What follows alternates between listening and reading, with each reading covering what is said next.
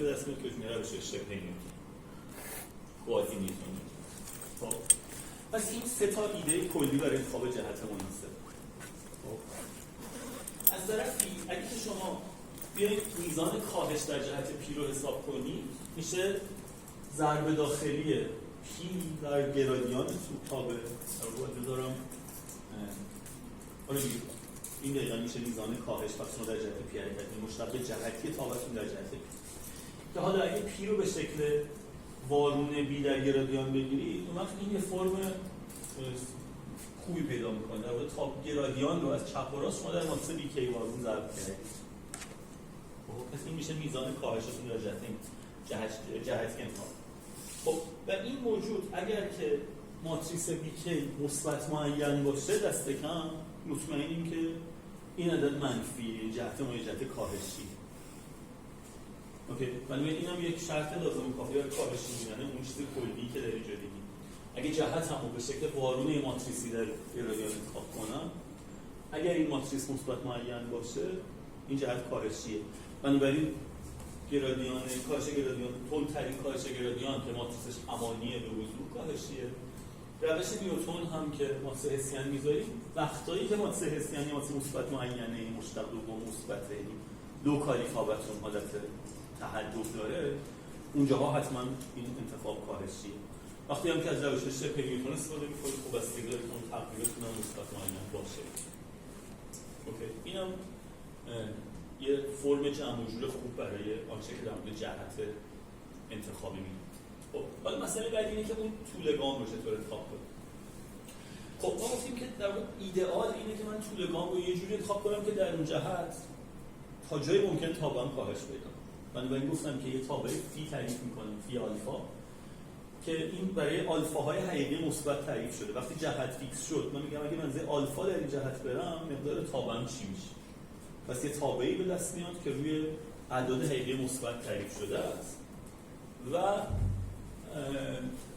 از این که جهت هم یک جهت کاهشیه یه چیزی در مورد فی میدونن. اون چیه؟ چی؟ میتونی به مینیمم موضعی برسیم. به مینیمم این روشی بود گفتید ولف بود نه فرض کن من میدونم که جهت پی که انتخاب کردم یه جهت کاهشی. خب سوالم اینه که این اطلاعات که پی یک جهت کاهشیه در مورد این تابع فی که اینجوری تعریف کردم چی داره بود؟ دقیقا میگه نقطه صفر مشتق منفی، یعنی این فی شما در حال نزول اون اول کار بعدش ممکنه هزار اتفاق بیفته. درسته؟ و خب مسئله من اینه که در حالت ایدئال اینه که دقیقا طول گامی اینقدری برم جلو تا این تابع فی مینیمم رو بخشه، ولی این یک آرزوی نچندان مطلوبه به خاطر اینکه هم قبلا صحبت کردیم مینیمم مطلق پیدا کردن برای فی ممکنه کار پرزحمتی باشه، ممکنه به زحمتش نیارزه چون یک مرحله میانی ته کار که نیست. بنابراین ما باید که یک کمی این توقعمون رو ریلکس. خب در واقع خب من میدونم که فی پی مثبته منفیه، میدونم که یکم بیام جلو حتما مقدار تابع کم میشه، ولی این کافی نیست. شما ممکنه که خیلی به کاهش‌های کم قناعت کنید و این کاهش‌ها اصلا شما رو از یه جای بیشتر جلو نبره. شما توی دنباله از کاهش داشته باشید که جمعش خیلی کم باشه. خب پس لازمه که حداقل تضمین کنید که کاهش مقدار افتون از یه حدی بیشتر هست، یعنی کاهش کافی در مقدار اف رخ میده. خب اولین و ساده‌ترین تعبیری که از کاهش کافی وجود داره اینه که خب من میدونم مشتق منفیه، اگه یه شیب یه کمی از مشتق بیشتر ولی همچنان منفی بذاریم میدونیم که تابعتون حداقل این اولا زیر این خط هست.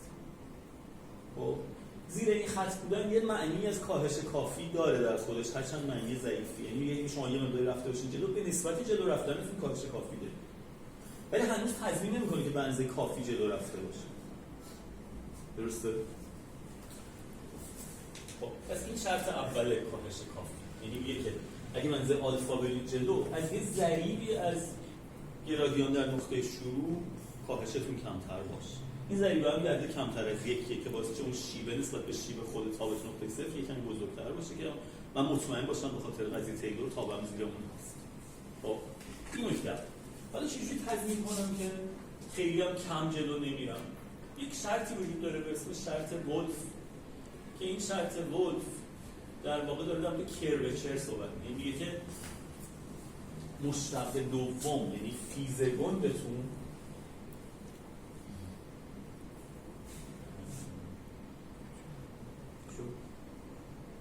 نه داره میگه که مشتقتون یعنی فیکریم تو نقطه آلفا درسته؟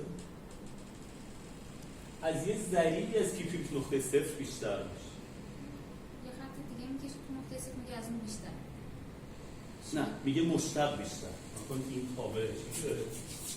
این تابع فیه خب این فیکریم صفر خب میگه یه C2 باز مثبت بگیری یعنی کمی شیب رو برد بالا. میگه که شیبتون از این حد بیشتر شد. چرا اینو میگه؟ برای اینکه میگه که تا وقتی که شیبتون از اون حد کمتره چون هنوز موقعیت جلو رفتن دارید چون داره طاقتتون به سرعت زیادی کم میشه. خب من میگه که یه جایی رو من میگم جای توقف مناسب که دیگه این شیبم داره نزدیک به صفر میشه. یعنی شیبم نسبت به شیب اولیه از کافی بزرگ شده. من باید میگه جلو رفتن بدیهی نیست که لزوما خیلی برای ارزشمند باشه. این ایده کلیه پس انگار. خب و ترکیب این دو تا شرط رو کنار هم بهش میگن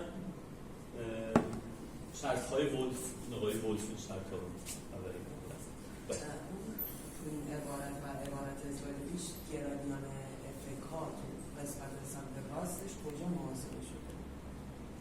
گرادیان افکا همون چیزه همون نکن این تابع من نگه نیست تابع فی اینه که جهت همون فیکس کردم دیگه جهت همون پیکار خب میگه از نقطه ایکس در جهت پیکار حرکت الان اگه از این در نقطه صفر مشتق بگیره در هر نقطه مشتق بگیره اگه بخوای فی پریم آلفا رو حساب کنی چی میشه به خاطر قاعده زنجیره‌ای میشه پیکا ترانهاد ضرب در گرادیان اف در نقطه ایکس قایل به اضافه آلفا پیکا و به ویژه در نقطه صفر میشه پیکا ترانهاد در گرادیان اف در نقطه ایکس که همون گرادیان اف کار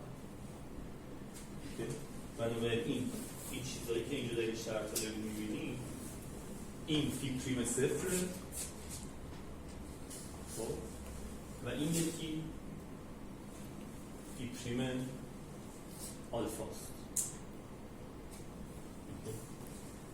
پس این شرط‌های ولف دو تا چیز داره میگه که اولا که اون میگه طول گامی قابل قبوله که اولا در اون جهت که بری به نسبت طول گامتون به مقدار خوبی طاقتتون کاهش داشته. ثانیاً اون نقطه دیگه شواهد قبلی برای که جلوتر برم باز خوبه نیست یعنی تو اون نقطه دیگه مشتقتون از یه حدی از مشتق اولیه بزرگتر شد. این C1 و C2 هم یه جوری انتخاب میکنیم که C1 از C2 کمتر باشه بعدن فی واقع خواهد شد و این روش میگن شرط ولف. خب حالا یه شرط قوی ولف وجود داره این شرط قوی ولف فقط میاد قدر مطلق میذاره برای شرط دوم. خب به شرط اول داشته گفته که فی پریم آلفا از یه ضریبی از فی پریم صفر بزرگتره. اینو من تبدیل کردم به این شرط که قدر مطلق فی پریم آلفا از یه ضریبی از قدر مطلق فی پریم صفر کمتره. میتونید حدس بزنید که چرا این کارو کردیم؟ ببینید این شرط ولف بوده این شرط قویه بود یعنی جهت نابرابری رو برعکس کردیم قدر مطلق هم داشتیم.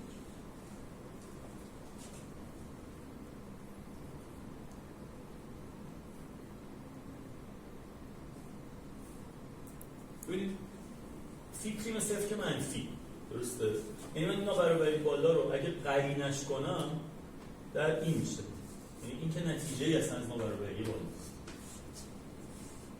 خب اگه این مثبت باشه خب این دیگه قدر مطلقش با خودش یکی. خب پس حالتی که این منفی باشه رو فقط بود اون شرط استرانگ نسبت به شرط قبلی دور میندازه. خب و حالتی که این منفی باشه یعنی فی پریم آلفا تو مثبت.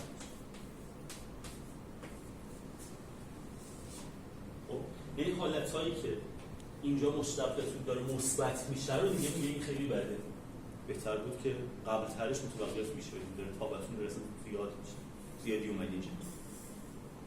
خب این هم منطقش قابل قبوله، ولی سوالی که این شرطایی که من گذاشتم همینطوری برای خودم هر چه شرط دوست داشتم گذاشتم، آیا اصلا تضمینی برای وجودش این آلفایی هست یا نه؟ به جواب اینه که هست، نسبتاً هم ساده است. با یه قضیه مقدار میانگین میتونم وجودش این سی رو تضمین کنم. اگه اشتباه نکنم استدلالش این شکلیه، میگه که این اون شیب C1 است، این هم اون شیب C2 است. پس من میخوام که زیر این خط باشم و میخوام که شیبم از این شیب بیشتر نشده باشه. خب میگه اینو بکشید و ادامه بدید، تابعتون حتما اینو قطع میکنه، چون فرض مسئله اینه که تابع از پایین کران داره. خب و چون تابع اینو قطع میکنه، توی این بازه که اینو قطع کنه یه قضیه مقدار میانگین بزنید، یه نقطه وجود داره که شیبش دقیقاً برابر با شیب این باشه. با اون نقطه همون نقطه‌ای که داره توی همون شرط ولف قبلی هم صفر. زیر اون خط بالایی که به وضوح هست، شیبش هم همین شیب است دیگه، ازش بیشتر نشد. خب حالا این کمی ممکنه به نظرشون عجیب بیاد، ولی حالا توی قضیه همگرایی که امروز اثباتش براتون میگم دقیقاً از این شرط ولف استفاده. شرط قویش چجوریه؟ اون شهود شرط قویش چه فرقی با اون؟ همونطور گفتم شرط قوی داره حالتی که فیفری مثبته رو میزه دور و این مطلوبه. من اینجا فقط وجودش رو گفتم، حالا ممکنه شما آلفاهای دیگه انتخاب کنید که شرط ولف رو صدق میکنید. شرط قوی میگه که آلفایی انتخاب نکنید که فیفری آلفا مثبت باشه، منفی باید باشه، چون که نشون میده که شما زیادی رفتین جلو، تابعتون داره تولید میکنه. خب حالا در عمل گفتم اون دفعه بهتون که ما میتونیم از روش‌های ساده‌تری به نسبت ولف استفاده کنیم. چون میاد روش بک ترکینگ برای پیدا کردن اصول گام. میگه که اگه من با همون شرط اول کار میکردم که میگفت که من کاهش بنز کافی داشته باشم، تنها نگرانی می بود که خیلی کم جلو برم دیگه. اگه زیاد جلو برم با توجه به اینکه زیر این خط قرار داشتم کاهش کافی هم خواهم. میگه اینکه مطمئن شید که کم جلو نرفتید، در واقع اگه که ببینید من میدونم که تا یه جایی این زیر این خط هست، پس بزرگترین بازه شامل مبدأ که زیر این قرار میگیره تابعتون رو انتخاب کنید. اگه شما تونستید بنزه نزدیکای این نقطه آخر برید جلو دیگه خوشحال می‌شید. خب روش بک ترکینگ از این نقطه فیکسی شروع کنید، مثلا نقطه 1 شروع کنید. بعد همینطوری نقطه رو به طور ضربی مثلا در 9 دهم ضرب کنید، دوباره در 9 دهم ضرب کنید، اینقدر ضرب کنید تا اینکه بیاد این شرط برقرار بشه. با این کار شما مطمئنید که وقتی می‌خواید بپرید چون ضریبتون 9 دهمه خیلی جهش بزرگی نمی‌کنید. یعنی اولین نقطه‌ای که شرط براش برقرار میشه از 9 دهم اون ته واضحه بزرگتر هست.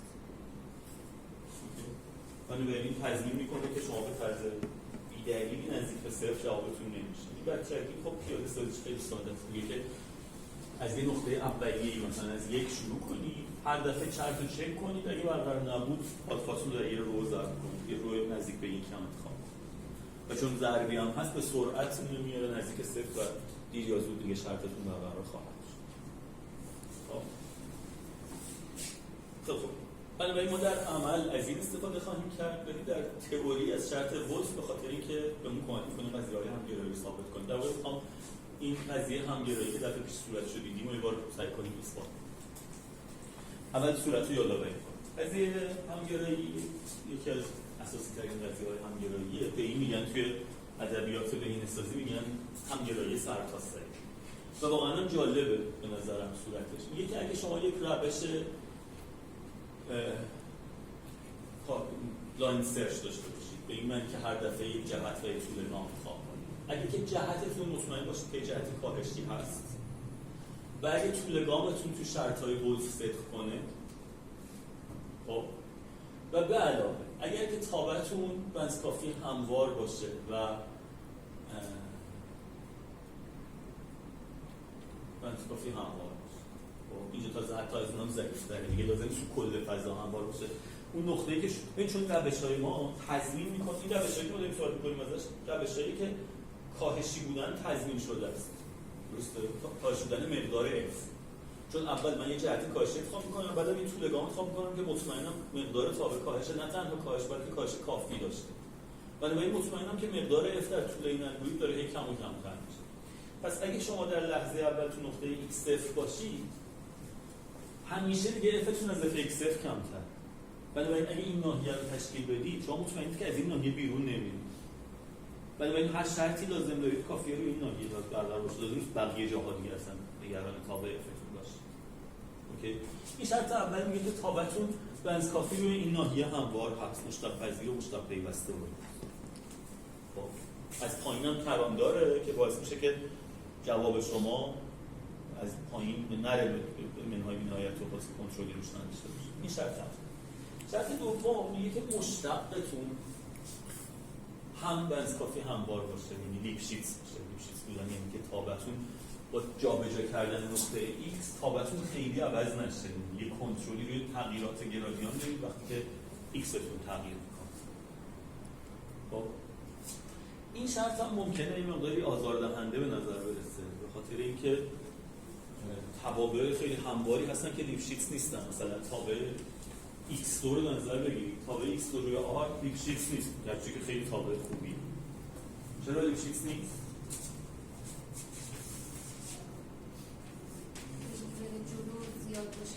مشتقش آره دقیقا. اگه که من بخوام اون شرط رو چک کنم، یعنی باید بگم fx منهای f بار این با یک ضریبی است x منهای y کنترلش. ولی fx منهای f x2 منهای y 2 که هست x به اضافه y در x منهای y، یعنی اون ضریبش وقتی x و y خیلی میرن جلو این بزرگ و بزرگتر میشه. درسته؟ یعنی شما یه بازی مثلا یه بازه به طول یک بگیرید، اینو بگیرید x، اینو بگیرید y.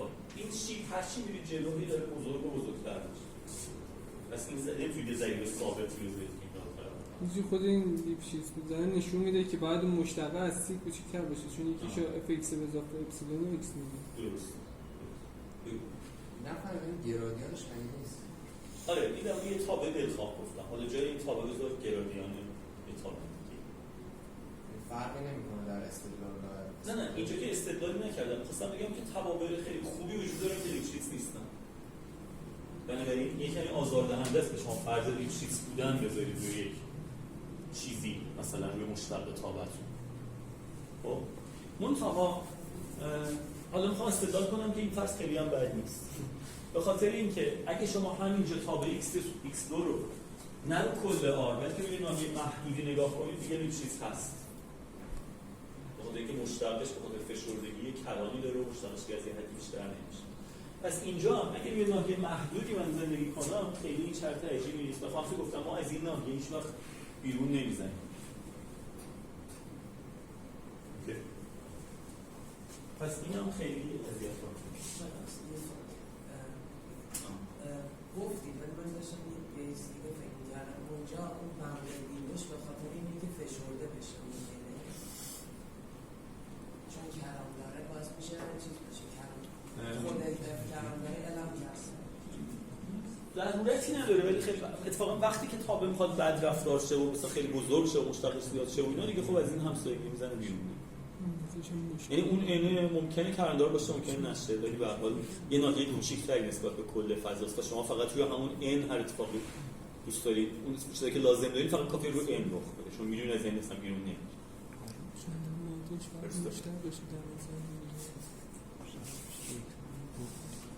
خب حالا قضیه میگفت قضیه خیلی زیباست. میگه که با اون شرایط اگه که شما الگوریتمتون رو اجرا کنید این سری همگراست. این سری چیه؟ نرم گرادیان هاست. اونجا در یک کوسینوس تتا به توان دوم ضرب شده. این تتا زاویه جهت شماست با منهای گرادیان. تتا کا زاویه بین پیکا و گرادیان اف کا و منهای گرادیان اف کا. خب بنابراین اگه که شما مثلا از خود روش گرادیان دیسنت معمولی استیپ دیسنت استفاده کنی، این تتاکاها صفرن و این جملات اینجا از بینی. بنابراین شما یه سری همگرا دارید و این سری همگراست، این سری همگراست، پس جملاتش به صفر میل میکنن. پس میدونید که گرادیاناتون دارن به صفر. پیرکا شرطی داشته، یعنی یه آلفا پیرکا بود و پیرکا خالی بود، ضریبی داشت خود پیرکا. الگوریتم اون همون الگوریتم دانسترش بود این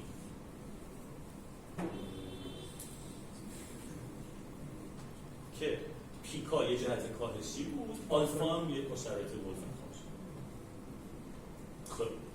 خب پس برای استیپلس دیسنت که این به وضوح برقراره، برای روش‌های کاهشی دیگه چی؟ آیا این برقرار هست یا نیست؟ یه جوری باید که مطمئن باشیم که این زوایای، این بردارهای چیزمون، بردارهای حرکتمون، جهت‌های حرکتمون، جهت‌های کاهشی که هستن. پس میدونم تتا پای زاویه حاده است. خب باید خیلی دیگه نزدیک به عمود نشن، یعنی این کوسینوس تتاها نباید خیلی کوچیک شن. اون وقت دیگه از این چیزی نتیجه نمیشه. ولی اینا اگه که مثلا از پایین کراندار باشه، شما ببینید هم مثلا اینا زاویه حد اکثر 80 درجه میسازن مثلا با منهای گرادیان، یعنی دیگه خیلی عمود نمیشن، دیگه تضمین شده است اون شرطی که اون پایین داره. اوکی. خب برای کاهش گرادی، برای استیپلس دیسنت اینو دارم، برای روش نیوتن چی آیا اینو دارم؟ اینترستینگ پروف. پس اونو کجا نوشته بودم؟ خب بذارید قبل از پروف رو نگاه کنید. اولا که اگه همونطور گفتم، اگه که کوسینوس ها از یه دلتایی بیشتر باشن تضمین شده است. خب اگه اون روش کلی باشه، یعنی که یه شما باشه بیکی وارون زد داره،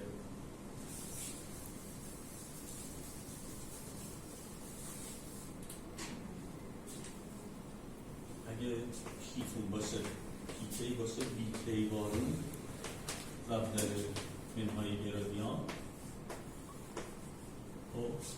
وقت سوال اینه که آیا میتونم تحت شرایطی مطمئن بشم که این جهت خیلی چیز نیست، خیلی جهت بدی نیست؟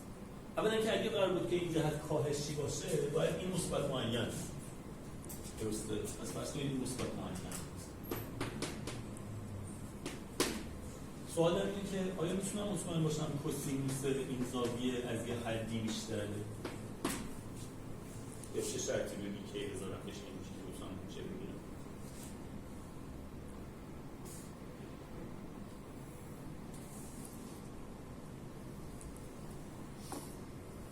خب ببینید من باید که این موجود رو حساب کنم. ضرب کوسینوس یعنی چی؟ یعنی ضرب داخلی پیکا در منهای گرادیان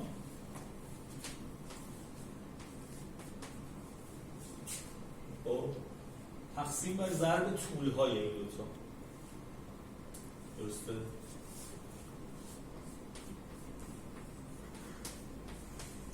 مخرج مثبت مهم نیست. من مخرجم ممکنه خیلی کوچیک شدیم. ببین جای پیکا اون مقدارش رو بذاریم، این صورت میشه منهای گرادیان ترانه‌هاده در پیکا در گرادیان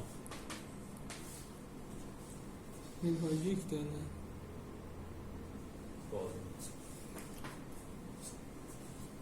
مخرج چی میشه؟ راست پیکا منهای یک فرقازش نیست.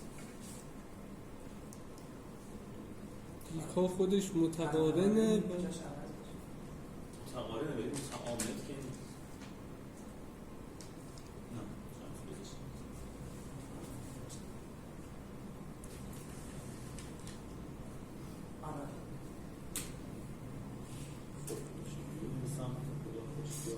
نمیتونیم یه فرض که نرم گرادیان یکم استفاده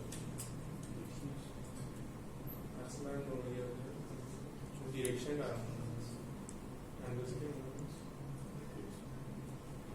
این پیکه توی مخرجش کارش کنیم اون نابود پیکه هم جایگذاری کنیم. این مثلث منصوبی پیکی وارون در گرادیان بعد از این نامساوی برای نرما هست جدا میکنیم. نرم XY کوچکتر مساوی نرم X در نرم این چه بزرگتر مساویه؟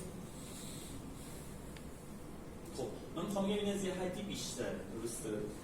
میتونید نورما رو بکنید بزرگتر مساویه. خب حالا ببینید اینجا از قضیه میخوام از قضیه تجزیه طیفی استفاده کنم. ببینید این موجود بیکی نکنید چیکار میکنه. بیکی همونطور که قبلا گفتیم این یه پای متعامدی کی رو برمی‌داره. یعنی یه پای متعامدی کی وجود داره که توی اون پایه نگاه کردن به بیکی خیلی تاثیر روشنی نیست. یه پای متعامدی کی هست که اینا رو به یه پای متعامدی میبره. منتها با کشیدن‌های مختلف. یعنی این جهت رو مثلا در سیگما میکشونه مثلا زی لامدا یک بزرگ میکنه، این جهت دوم از زی لامدا دو بزرگ میکنه، جهت سوم از زی لامدا سه بزرگ میکنه. خب حالا من میخوام بگم که در این شرایط اگه که شما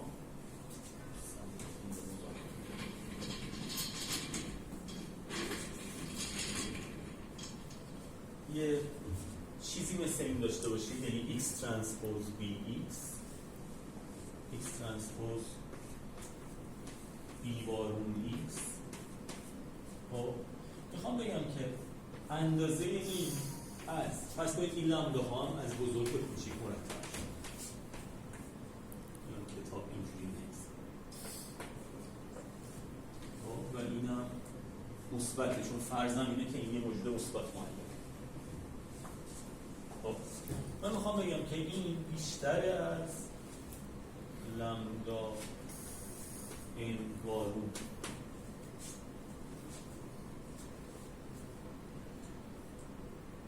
لامدا این بارون ایکس دو تمام.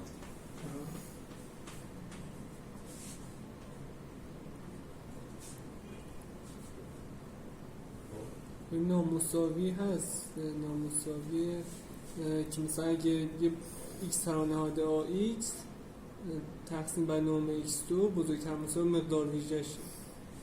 این با توجه به قضیه طیفی راحت دیدنش، به خاطر که ببینید این x رو شما بر حسب این پایه v1 تا vn بنویسید. x رو بنویسید سیگما ci bi. خب الان v وارون ضرب در x چی میشه؟ میشه سیگما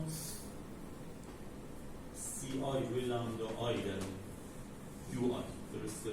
اسم این وی آی افکنده دلیلی از یو آی. این وارونه. تو یه جور دیگه هم استاد میتونیم بگیم ببین بذار من اینو مثلا کلن این طرف بگم برای یه ماتریس دلخواه. وارون اون موادی ویژه بی موادی ویژه بی منهای یک میشه. مواد تکی ویژه نیستن. ببینید همون حرف رو اینجا برای کم تمیزتر بزنم. فرض کنید مثلا A یک ماتریس مثبت معین.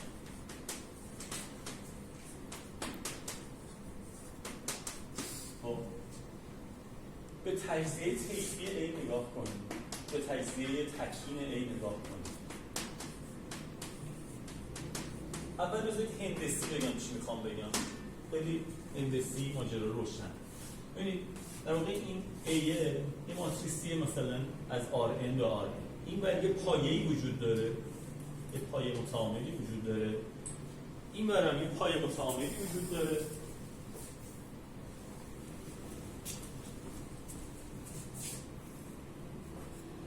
چه اتفاقی میفته؟ اگه اینا رو اسم بذارید یو آی ها، یو آی میره به یک ضریبی از وی آی. این هم باشه وی آی در واقع ای ضرب در یو آی میشه یک ضریبی از وی آی. درسته؟ خب بنابراین شما اگه گوی این رو در نظر بگیرید این به یه بنزیگونی تبدیل میشه که در جهت این وی آی هاست و در جهت وی یک لامدا یک برابر کشیده شده، در جهت وی دو لامدا دو برابر بدلاخ. خب حالا شما بخواید ببینید که یه بردار طولش حد اکثر چند برابر میشه، چی میشه جوابش؟ در اون بزرگترین مقدار ویژه ضرب میشه. در واقع بیشترین کشش رو وقتی پیدا میکنه که در جهت اون وی باشه که بیشترین لامدا رو داره. خب و اگه بخوایم ببینیم طولش حداقل چند برابر میشه چی؟ کمترین یعنی در واقع شما میدونید که برای هر xی ax حد اکثر باید این لامدا ها رو هم از کوچیک به بزرگ مرتب کنیم چون ماستم مثبت معینه کوچیک صفره وقت شما میدونید که طول ax حد اکثر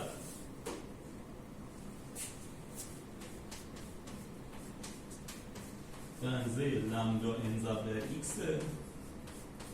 و حداقل هم به اندازه لامدا یک ضرب در x.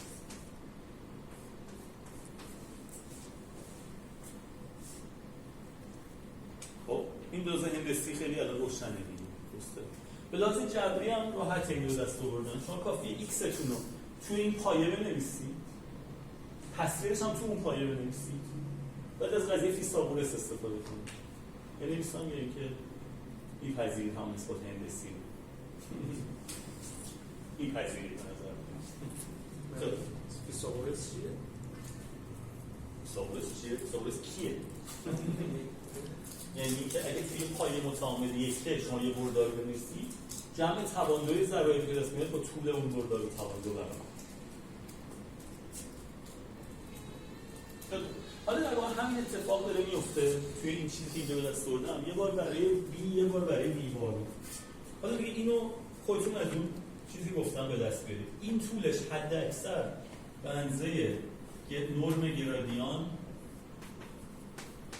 به توان 2 تقسیم بر لامدا n حداقل اینقدر طول صورت. طول مخرج هم حد اکثر به اندازه طول گرادیان تقسیم بر لامدا 1 این هم که خود طول گرادیان، پس اینقدر. پس این نسبت از لامدا 1 به لامدا n بیشتر خواهد.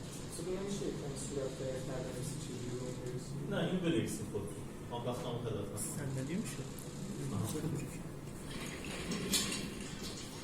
زیادی در اینجا گیر کرده.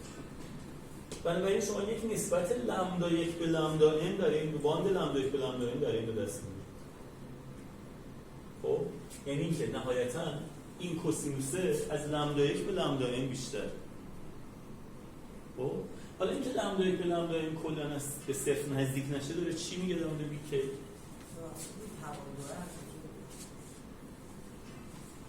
اینو ننوشتم. بنویسم حتما.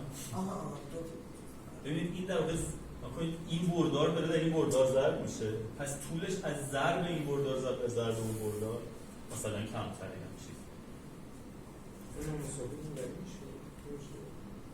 بابا شما هم یه کاری بکنید دیگه. من اثبات کنم حتما. میخوام بگم که x ترانه عادل ax این از لامدا 1 برابر نرم x به توان 2 بیشتره درسته؟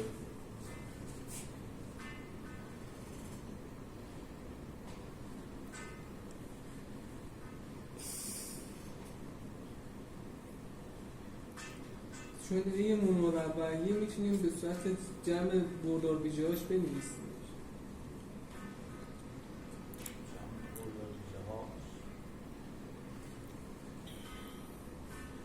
این اگه مثبت معینه مساوی با این میشه نوشته که یک بی ترانه عادلی چون مثبت معینه خب و این اون وقت میشه نرم بی ایکس به توان 2. این بی هم که از این راه به دست میاد مقدار تکیناش جذر مقادیر تکینه آن و بنابراین این طبق حرفی که زدم از رادیکال لامدا 1 برابر ایکس توان 2 بیشتر میشه که این میشه لامدا 1 ضرب در توان ایکس. خب حالا نمیذارید این حرف اصلی رو بزنم. من میخوام بگم که پس با این محاسبات در میاد که این کوسینوس تتا از لامدا 1 روی لامدا n بیشتر. خب لامدا 1 روی لامدا n خب یه عدد کمتر از یکیه ولی مهم اینه که من مطمئن باشم که این به صفر نزدیک نمیشه. حالا این داره چی میگه در مورد بی کی؟ لامدا 1 به لامدا کی چی بود؟ مقدار تکین کوچیکه به اون بزرگه. خب باز اگه که به تفسیر به تعبیر هندسی قضیه مقدار تکین نگاه کنی، یعنی این بر نداره بویتون رو خیلی کش بده از یه جهت شبیه خطیش کنه. در واقع این میگن عدد شرطی، کاندیشن نامبر تبدیل خطی بهش میگن.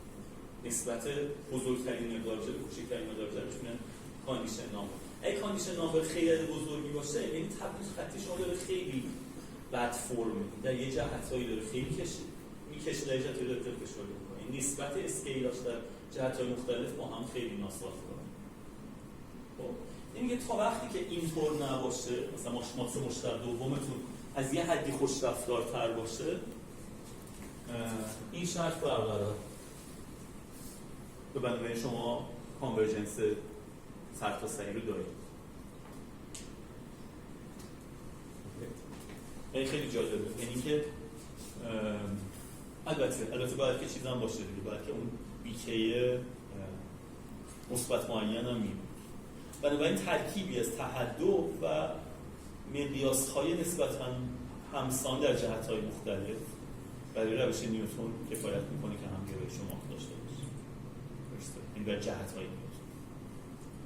استاد ولی یه سوال اونجایی که گفتید همگرایش بهتر از همگرای گرادین دیسنت معمولیه، از این نتیجه میتونیم بگیریم یا چیزی؟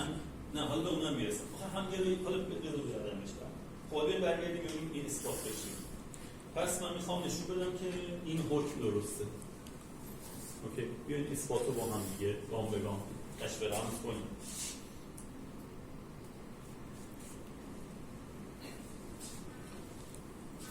این چیه؟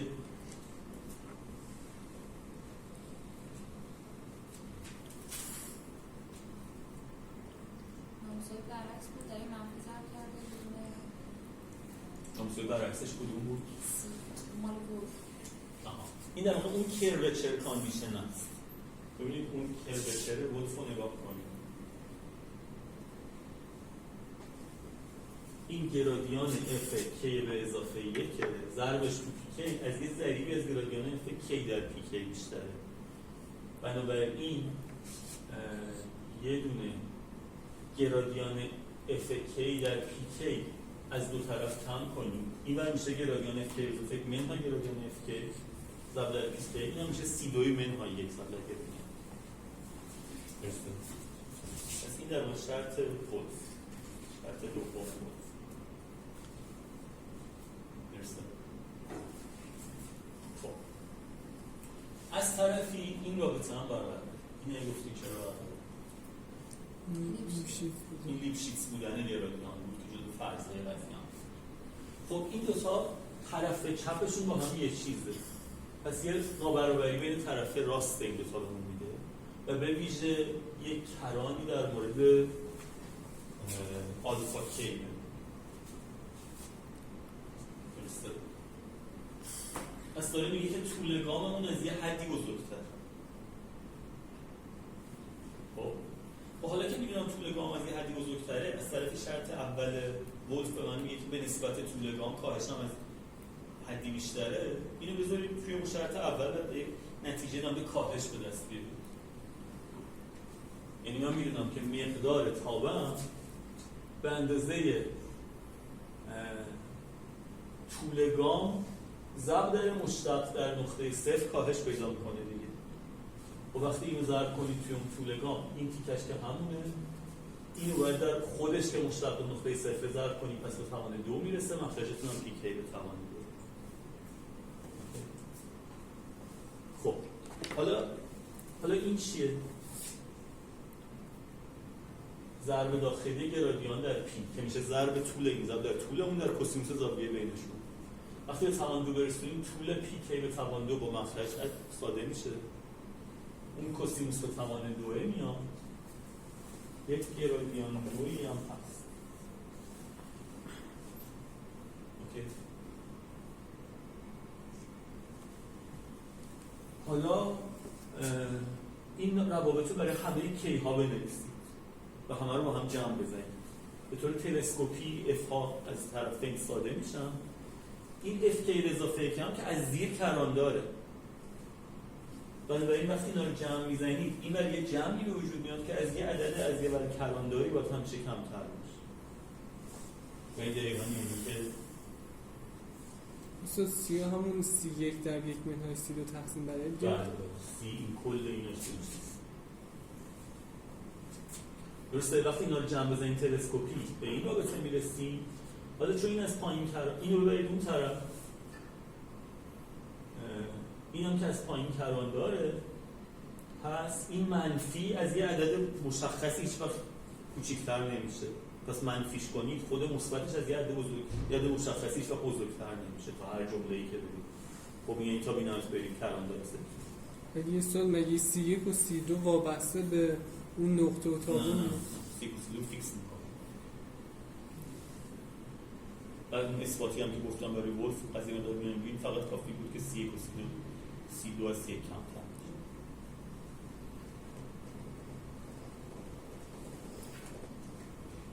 قبول؟ بله. اصلا جزء فرض‌های قضیه است. مثلا ما وقتی که میخوام دنبال گلوبال کانورجنس این فرض خیلی معقوله به خاطر اینکه اگه اف از پایین بی‌کران باشه خب ممکن من بعدش هم همینطوری برم و هیچ وقت به جایی میل نکنم دیگه. خب نه خودش از پایین کران شد.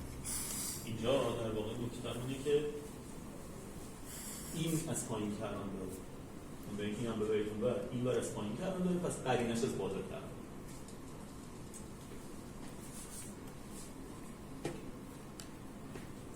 بسیار خوب. پس این قضیه همگرایی کلی رو داریم و الان قبلش هم دیدیم که تحت یک شرایط معقولی اگه که این ماتریس بیکی هایی که میسازیم هم مثبت معین بشن هم خیلی بدرفتار نباشن، این جهت هایی رو خیلی بیشتر از جهت های دیگه این نکشن، اون وقت شرایط قضیه برقراره و شما میتونید مطمئن باشید که الگوریتمتون به این نقطه شما رو همگرا.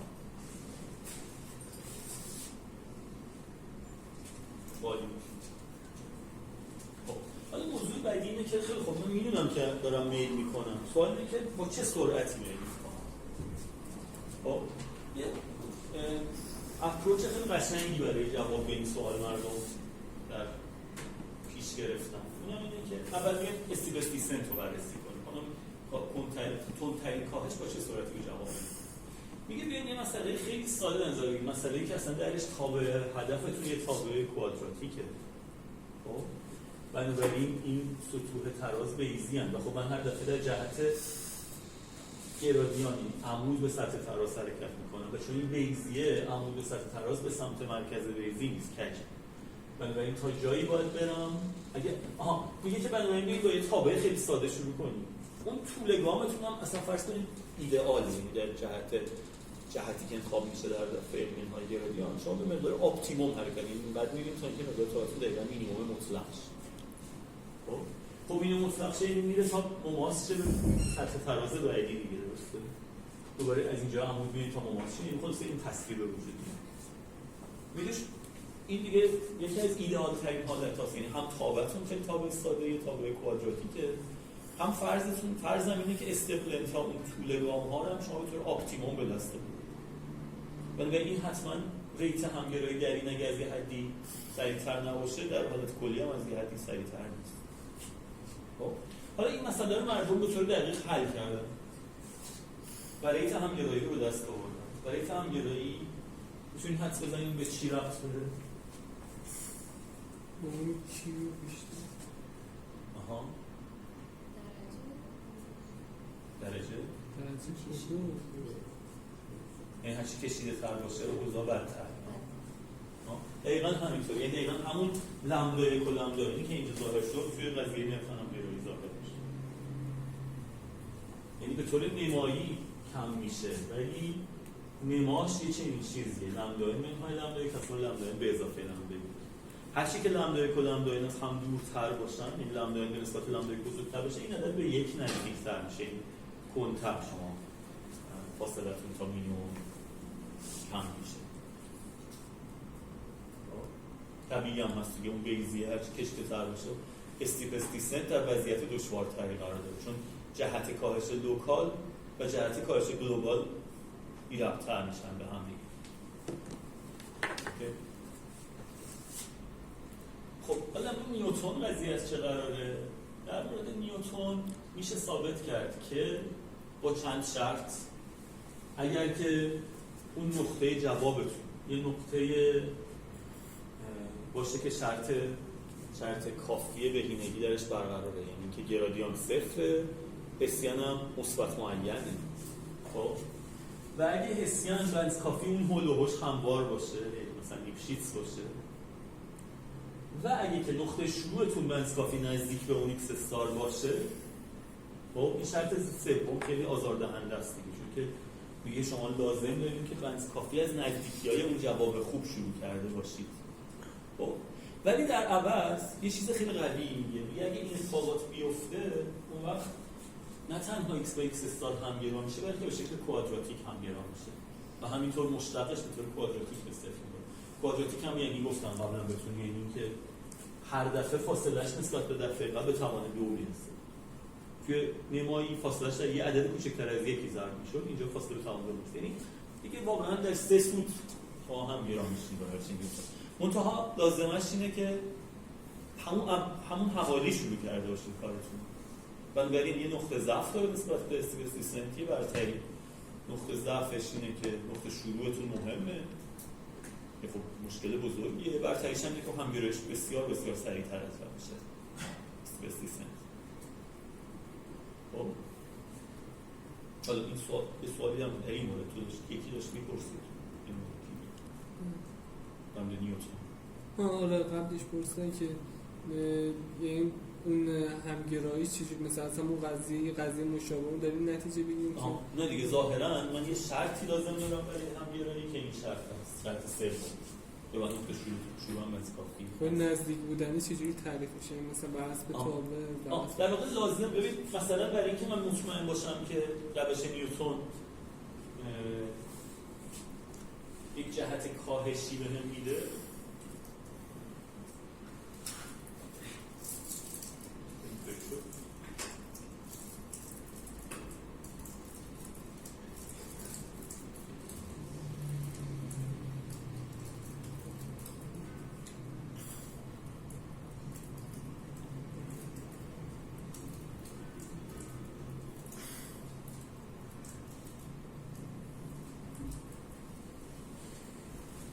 برای اینکه من مطمئن باشم روش نیوتن یک جهت کاهشی بهم میده، لازم دارم که حدس هسیان مثبت معین باشه دیگه. خب دارم روی تابع دلخواه که حدس هسیان همه جا مثبت معین که نیست، ولی خب من میدونم توی نقطه جواب مثبت نیمه معینه، اگه خوش شانس باشم مثبت معینه، و بنابراین میدونم توی همسایگیش هم مثبت معین. بنابراین این نزدیکی مثلا یکی از فوایدش اینه که شما اگه مثلا نزدیک باشید می‌دونید که جهت‌هایی که نیوتن بهتون میده واقعا یه سری جهت‌های کاهشی. اگه دور باشین مثلا یه ماتریس هم مثبت معین ممکنه نباشه و شما جهتتون کاهش کنید. مثلا نمیشه اینو به صورت فرمولی نوشت، صرفاً توصیفی دیگه. نه چرا؟ اثباتش رو نگاه کنید معلوم میشه که اون بنز کافی نزدیک واقعا برای چی اونجا نوشته شده و چه چیزایی لازم برقرار باشه تا این هم گره.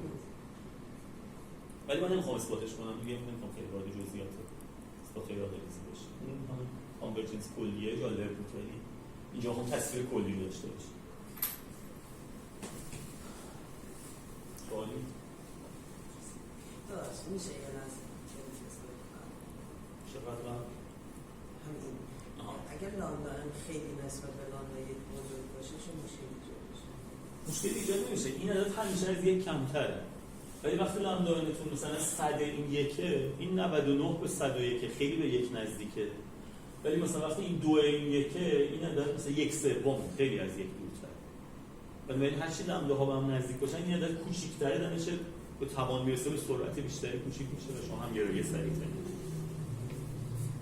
در واقع برای یه تابع کوادراتیک فیکس شما هم گرایی رو دارید، ولی بعضا کندتر میشه به خاطر که این کشیده میشه. خب یه سریع دست دادم یک بخشی در مورد کوازی نیوتن متد خواست که من از روش پریدم، احساس کردم که این جزئیات خیلی جالب نیست. ولی این آخرین نکته‌ای که میخوام بگم ایست خیلی بامزه‌ای. میگه تصحیح ماتریس مشتق دوم. میگه که فرض کنیم ما میخوایم روش نیوتن بکار ببریم یا حتی کلی‌تر یه روش کاهشی میخوام بکار ببریم. حالا در روش نیوتن دیکیه اون همون حسیانه، ولی فرض کنیم حالا حتی شبه نیوتن میشه. خب مشکل اینه که این ماتریس اصلا ممکنه مثبت معین نباشه. خب میگه که شما بیاین یه تصحیح توی ماتریس ایجاد کنید. بیاین یه مقدار یه ماتریس مثبت معینی باش جمع کنید که مثبت معین بشه. مثلا یه ضریبی از همانی باش جمع کنید. شما اگه یه ماتریسی رو با یه ضریبی از همانی جمع کنید، سر مقدار تکیناش چه بلایی میاد؟ شیفت پیدا میکنه. همه چیز شیفت پیدا میکنه. بنابراین بذارید اینجوری بگم. فرض کنید که این ماتریس مشتق دوم همیشه متقارن که هست. خب یه ماتریس متقارن چه موقع مثبت معینه؟ ماتریس متقارن قضیه تجزیه طیفی در موردش چی میگفت؟ میگفت هر ماتریس متقارن حتما اوردار ویژه‌های متعامل داره و یه سری مقدار ویژه حقیقی داره. اگه مقدار ویژه‌اش مثبت باشن مثبت معین. خب ولی ممکنه نباشن، ممکنه بعضیشون منفی باشن. حالا وقتی شما یه ماتریس متقارنی رو با ماتریس همانی جمع می‌کنید یا اصلا هر ماتریسی رو وقتی ماتریس همانی جمع می‌کنید مقدار ویژه‌اش چه اتفاقی براشون میفته؟ همون اندازه مثلا فرض لامدا آی جمع کنیم لامدا اگه با خود همانی جمع کنید یه دونه به مقدار ویژه اضافه. اگه با لامدا برابر همانی جمع کنید لامدا تا به همه مقدار ویژه اضافه میشه. خب پس اگه با یه ضریب بزرگی از همانی جمع کنم همه اون منفی‌ها رو میتونم مثبت کنم. درسته؟ این ضریبه هم لامدا یکی دیگه کوچکترین مقدار. آره اون منفی ترینه رو باید بگیریم با چیزی که از اون قدر مطابقش کمی بیشتره جمع کنیم وقتی که همه منس کافی میشه. پس میشه واقعا با یه ضریب با یه ماتریس تشکیلی این کاری کرد که این منس کافی مثبت معین بشه. مثلا کافی یه ضریب بزرگی از همانی انتخاب. خب حالا اتفاقی که میفته مثلا اگه که پس من یه ماتریس داشته باشم، یه ماتریس متقارن داشته باشم مثل ماتریس مشتق دوم،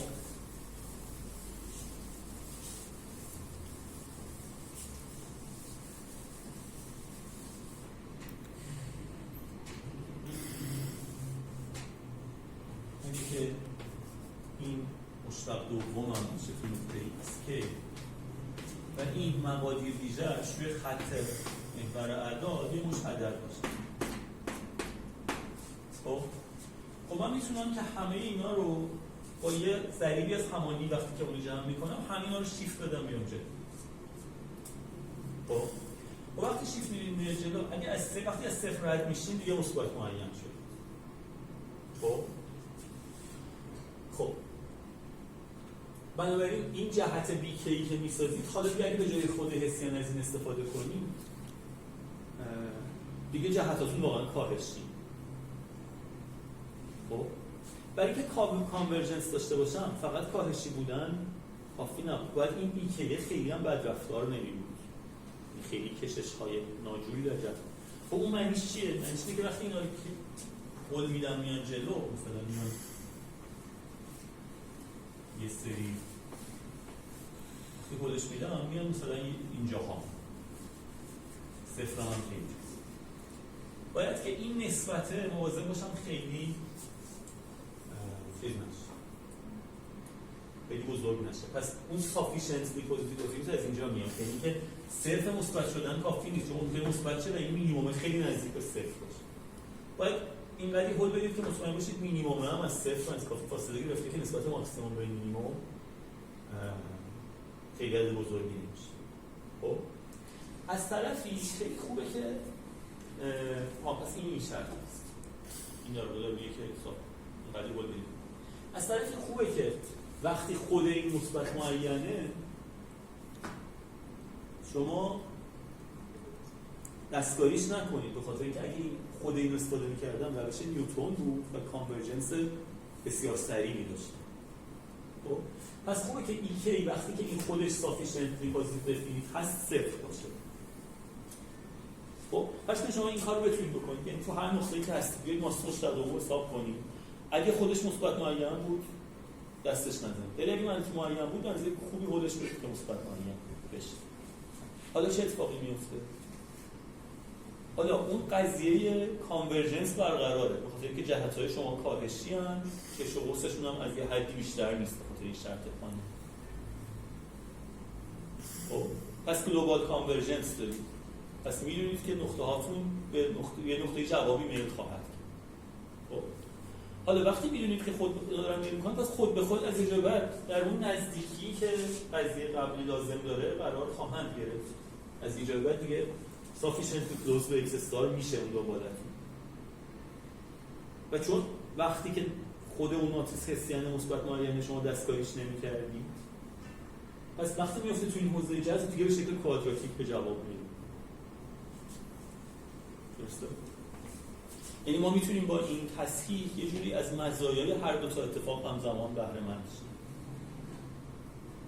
جاهایی که تابمون کانوکس نیست، یعنی ماس مثبت معین نیست، ماس مشتق دوم یه مقداری جمع بزرگش میکنه که مثبت معین بشه. جاهایی هم که هست کارش نداره.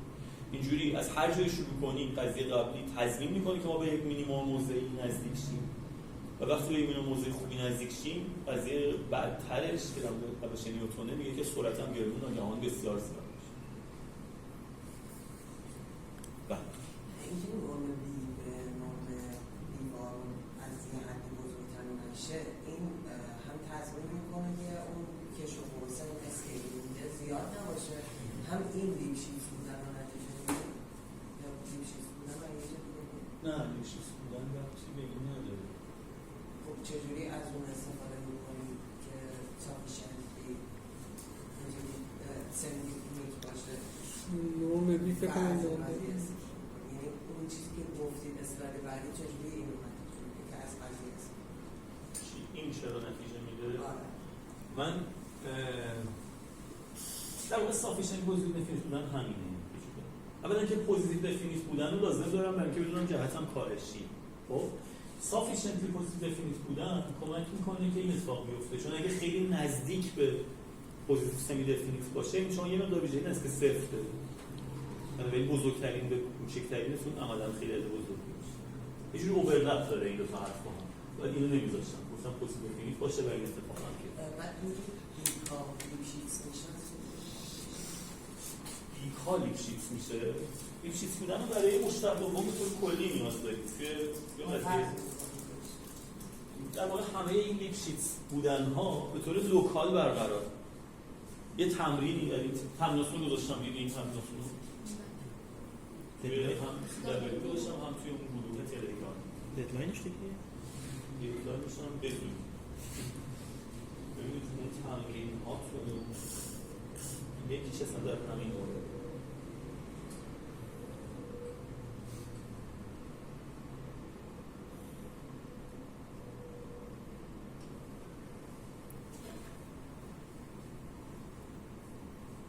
اگه شما یک تابع مشتق پذیر با مشتق پیوسته داشته باشید روی زیر مجموعه محدب فشرده خود به خود لیپشیتس هست. بنابراین لیپشیتس بودن وقتی شما لوکال بهش نیاز دارید خیلی فرض محدود کننده ای نیست. فقط کافی بنز کافی تابعتون هموار باشه. بله. تیکش رو باید موفیزنی بیاز تو همونی جمع میکنیم که بتونیم مثبت مایم شدیم. این اصلا چجوری گارانتی میکنیم ما شاید از جواب خیلی مرتب میشیم چون داریم اصلی رو عوض میکنیم. آره خیلی اسرارآمیز به نظر میرسه که چنین دستکاری ما رو داغون نکنه. در واقع نکته اینه که در واقع نکته در کاهشی بودن نکته در حرف اول نمی‌فته. شما میتونید به جای منفی گرادیان از هر دیفورمیشن منفی گرادیان استفاده کنید فقط به شرطی که این دیفورمیشن مثبت معین باشه. یعنی اینا همیشه جهت‌های کاهشی به این منهای گرادیان اونقدری که ما قبلا فکر می‌کردیم چیز مقدسی نیست. چون بسیار اتفاقهای بیشتری دارید. هر برداری که در جهت منهای گرادیان فقط باشه یعنی مساوی حاده بسازه اوکیه و هر تبدیل مثبت معین این گرادیان این ویژگی رو داره.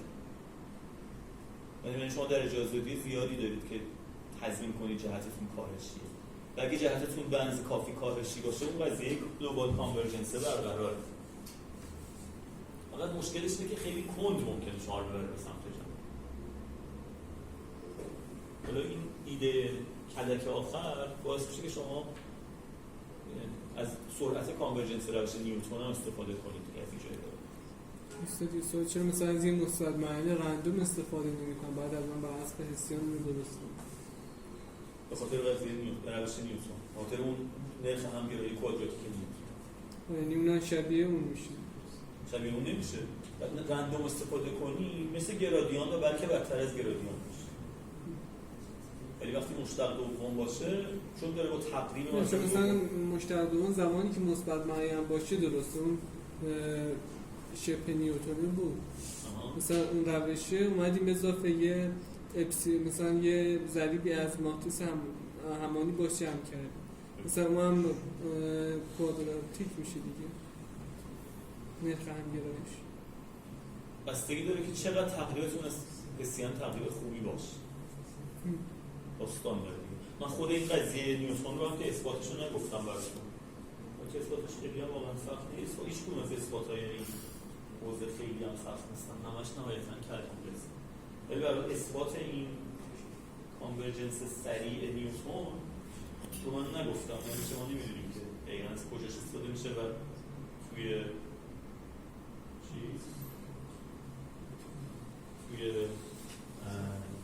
کوازی نیوتن ها من باید مواظب چه چیزی باشم؟ مواظب دقتم از چه حدی باشه.